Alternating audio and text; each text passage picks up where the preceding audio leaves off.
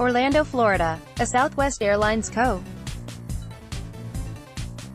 737 MAX aircraft being flown to storage was forced to return to a Florida airport Tuesday after experiencing an engine problem, the carrier said. The engine performance issue occurred shortly after the Boeing Co. plane left Orlando International Airport at about 2:50 p.m. local time, said Brandy King, a spokeswoman for Southwest. The fault had absolutely no relation to the flight control issue that prompted U.S.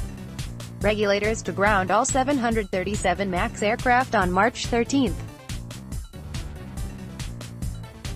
The crew of Southwest Flight 8701 declared an emergency and landed safely in Orlando, the Federal Aviation Administration said in a statement. The FAA said it's investigating the incident. The MAX aircraft was being flown to storage in Victorville, California, and only the pilots were on board, Southwest said.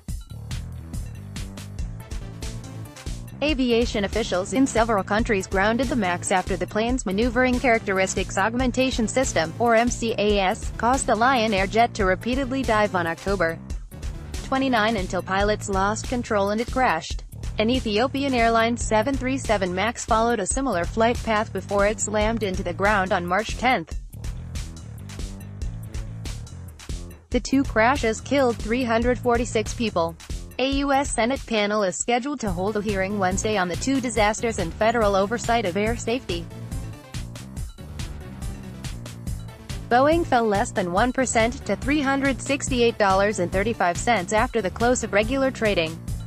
The shares dropped as much as 3.1% following initial reports of the Southwest plane's emergency landing.